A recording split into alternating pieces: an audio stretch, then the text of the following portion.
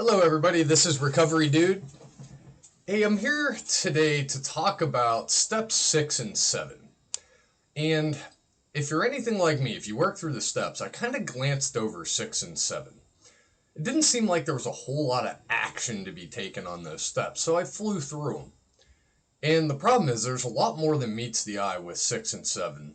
And so I wanted to talk a little bit about how I approached 6 and 7 this last time I went through it. I was a little more thorough. And one book that will really help you with this process is a book called Drop the Rock. And this was given to me by my prior sponsor. He said, read through it. It'll really help you with 6 and 7. Not a very long read at all. It'll probably take you, I don't know, depending on how you read, a couple of days. It's about 100 pages.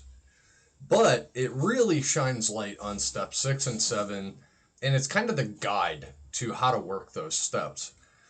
And again, if you're anything like me, you don't really like to read. I only read if I have to.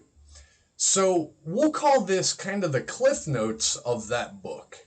And I'm going to jump around a little bit. I did take notes while I was reading it, and I thought, hey, maybe it'll help somebody else if I take some notes and kind of summarize the important points of the book. So to start off, I just want to read steps 6 and 7. 6 is we're entirely ready to have God remove all these defects of character. And 7 is humbly asked him to remove our shortcomings. So it's interesting when this book was written, the same concept is written in a different way. So defects of character, shortcomings, they essentially mean the same thing. So what am I supposed to do with this? Okay, so we're entirely ready to have God remove all these defects of character.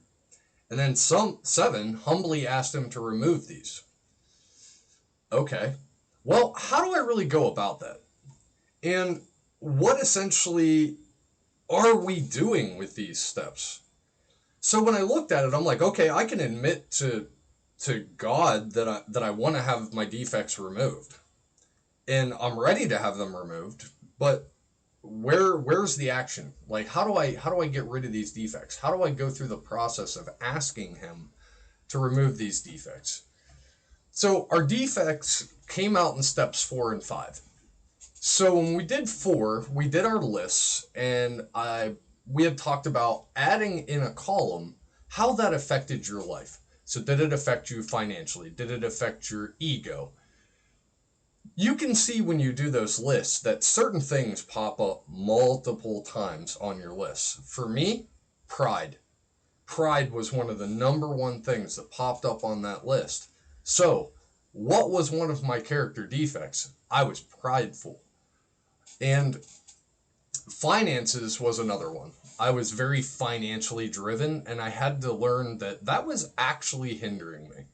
It was hindering my recovery, and always being after that money, didn't allow me to make the right choices all the time. So I had to go through my lists and pull out what are these glaring character defects? What has made me tick that I'm not focusing on the right thing? So once you can pull those things out, what my sponsor had me do was go through those lists and pull out those character defects, write it down, then keep a tally sheet. How many times did that pop up? And when I tell you pride was number one for me, it had far more tally marks than anything else. So I was a very prideful person when I came into this program. So again, bear with me while I do this. I didn't do it in any particular order, but I did go through and take some fairly decent notes on that read. So in the book, one thing that it says is steps 6 and 7 are very personal steps and easy to pass over quickly in the eyes of others. Remember that you can lie to others, but you can also lie to yourself. So reading that, I said, yeah, steps 6 and 7 are incredibly personal. I mean, I'm doing these by myself. It's between me and God. So I had to remember, am I lying to me? Am I being truthful with myself? Did I pull out real and true character defects, things that I need to work on? And steps 6 and 7 do not say who we want to become, but who we don't want to be anymore. So it's starting to figure out, I have to know where I came from in order to figure out where I want to go. How can I change something if I don't know where I'm coming from? And when we're working step 6 and 7, it says, character defects define me. They're what makes me unique, right? So that's what I'm thinking. Okay, if I get rid of all these character defects, I have quite a few, what's going to be left of me? And people have stated, it's kind of like creating a donut. There's going to be a big hole in the middle. Well, that's not necessarily true. And even if you look at it that way, okay, that hole that's going to be in the middle of the donut, that's going to be the stuff you didn't want anyway. So leave the good part around the outside. Hey, you can still eat the donut. And the way the book goes about it is it says, think of it more like glitches in a mainframe. You're changing minor glitches, not entire mainframe components. Okay? So I have to daily question my willingness to change and the ability to increase my willingness over time. It's like practicing for a game. No practice, no performance. So I have to continually increase or change my willingness as I progress through the program. Because it's going to be harder and harder to pull these things out. My willingness has to increase to dig a little deeper and find out what I need to change next. Because it's not always very transparent. So self-centeredness is the most deadly character defect. At least is what is stated in the book. Now, I can agree with that one. I think of most of my poor life decisions, and what were those made on? Self-centeredness. I was making the choice for me. It was a selfish decision, and I ended up hurting people in the process. So pretty much any time I hurt somebody, I was thinking about me. So self-centeredness being the most deadly, I can get on board with that. So the opposite to that is I need to get outside of myself and I need to start thinking of others. So it says how honestly we tie steps 4 and 5 into step 6, entirely ready, is in direct proportion to our desire for a positive change. So how thoroughly I can pull my step 4 into 6. What do I need to focus on? As thorough as I am with that is in direct proportion to my desire to change those things and become a more positive person. And a big focus of the book is on anger, because anger is one of the easiest emotions to feel. It's also one of the most intense, but anger is always based on another feeling or another emotion. It's secondary. So figuring out where it's coming from is key. So again, I said this a little earlier. It says it's important to know what kind of life we are living if we want to change it. And so when it starts into the anger here, it says we are taught at an early age to deny, repress, suppress, or substitute anger. Many of us still carry this. Anger is a viable feeling. We don't have to change it, suppress it. You don't want to dwell in it. That's the key point. Don't dwell in anger. It's okay to feel it. I get angry all the time.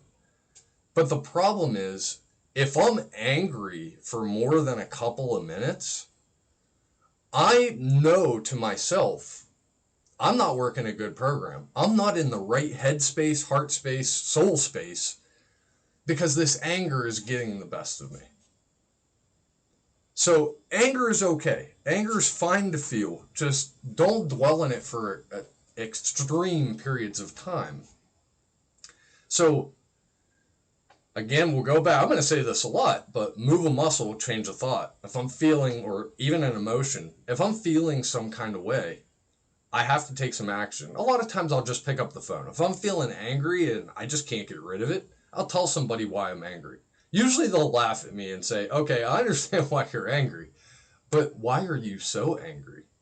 And usually they tell me I'm crazy, but you know. So anger is dangerous because it burns without consuming. It feeds on itself until it overwhelms all other emotions.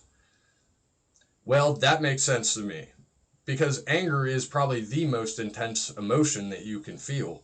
It's easy for it to overwhelm even logic. I'm not thinking straight when I'm seeing red. Absolutely not.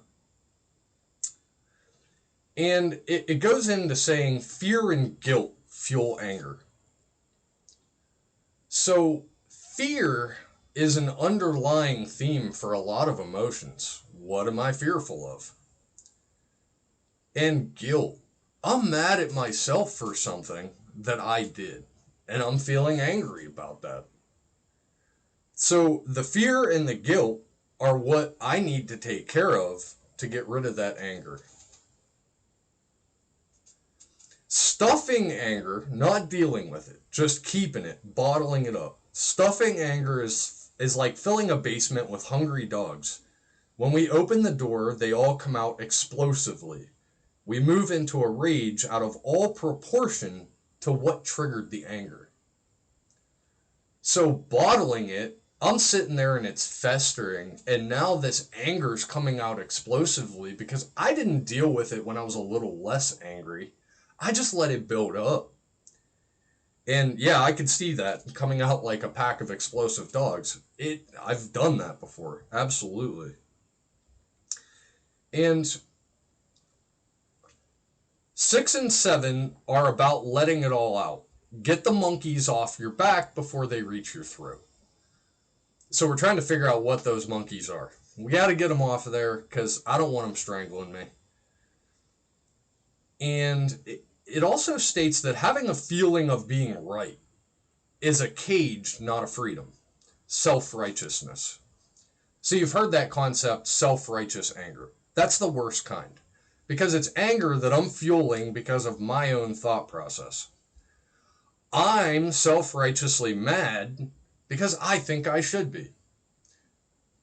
And that also goes back to our steps 4 and 5. Okay, I was angry, and I'm guilty of this. I left some things off my step 4 because of anger. I was so mad at the other person. They wronged me, they did this, and I couldn't get over my self-righteous anger to put that person on my step 4 and then say what my role was in that process. Why I was even angry in the first place. So think about your anger too and question whether it's coming from a point of self-righteousness.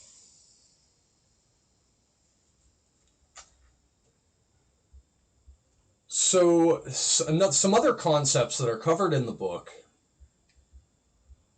Pride and thoughts of superiority are blocking the way to serenity. Well, pride. Pride for me was one of the biggest things. Well, that hit the nail on the head. Pride and thoughts of superiority are blocking my way to serenity. For me, that was the truth. I had to knock off that pride and just say, listen, I'm not superior. I'm just like everybody else. And once I could really come to terms with that, and again, from a previous video, I'm not the big cheese. Once I realized that, I'm like, listen, I'm just a normal drunk. I have the same problems pretty much everybody else does. There's nothing unique about this alcoholic. Do not redirect intense inner misery into the lives of others. Well, that's what I did while I was drinking. I was a miserable drunk, and I directed that at everybody. So, I don't want to do that in sobriety. If I'm feeling miserable, obviously I know I'm doing something wrong, but the last thing I want to do is direct that at other people.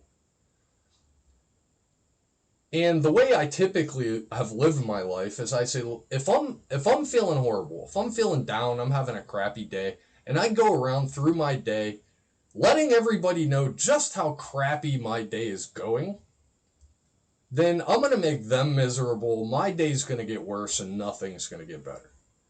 But if I fake it till I make it and I say, okay, I'm feeling horrible today, but if I go around pretending that I'm not feeling horrible, try to be a little bit happy. Make somebody else's day. That person will have a better day. Ultimately, I'll end up having a better day.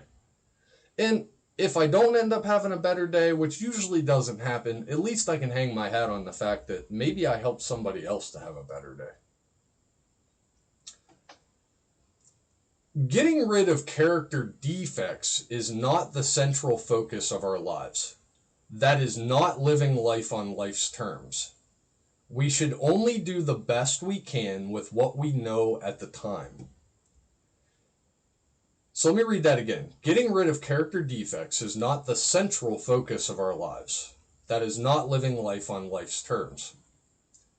We can't get rid of all of our character defects.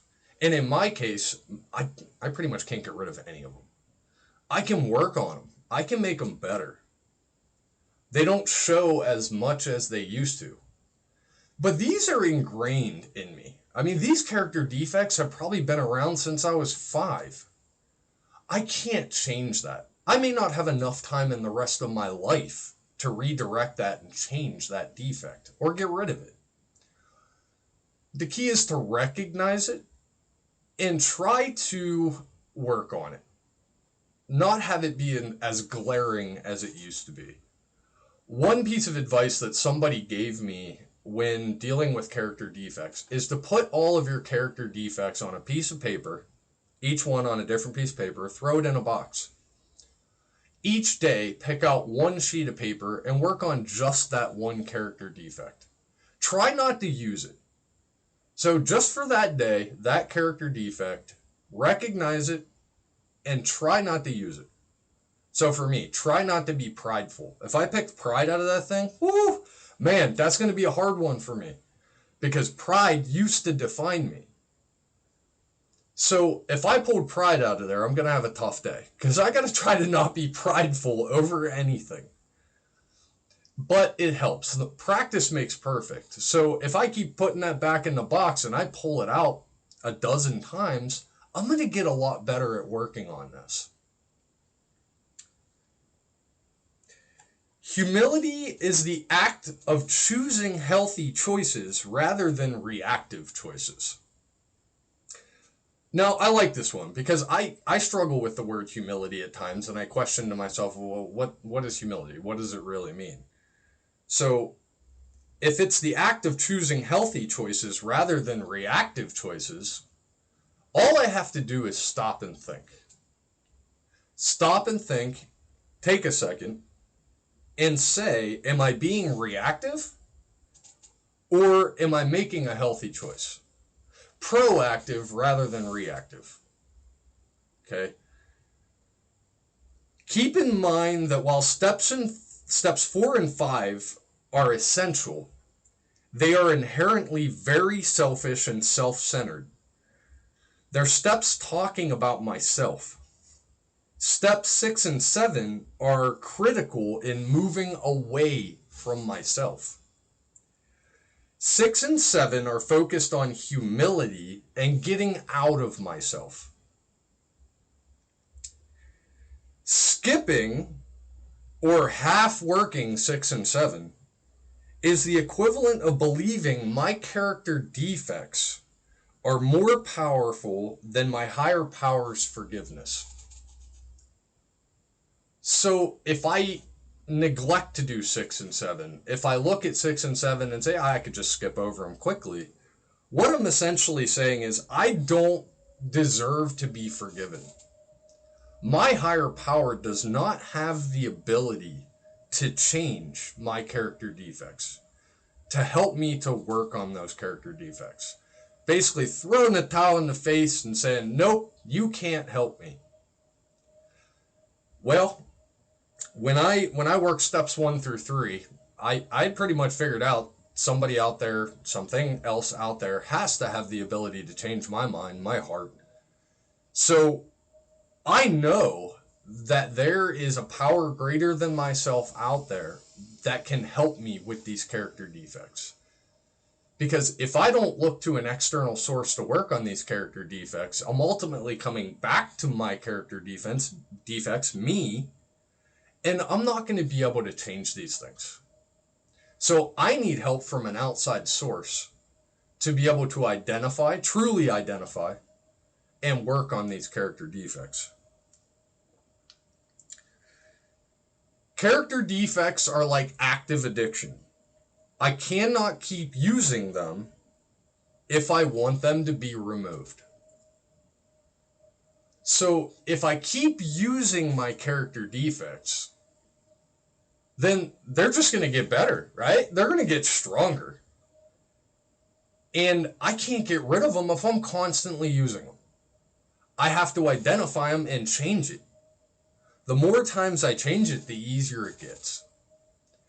And I find that true with a lot of things in the program.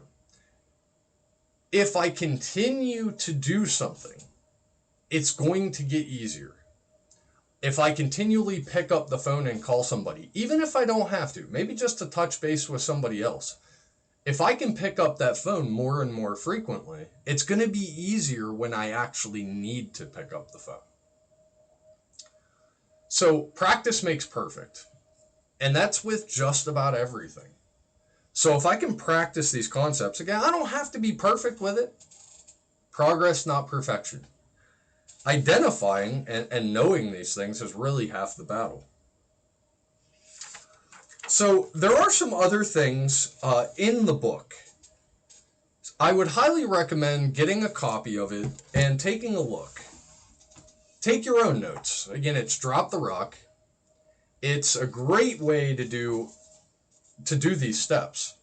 Now, the big book, even the 12 and 12, the 12 steps and the 12 traditions, don't go into a whole lot of detail on 6 and 7, which is why I was so confused for a while.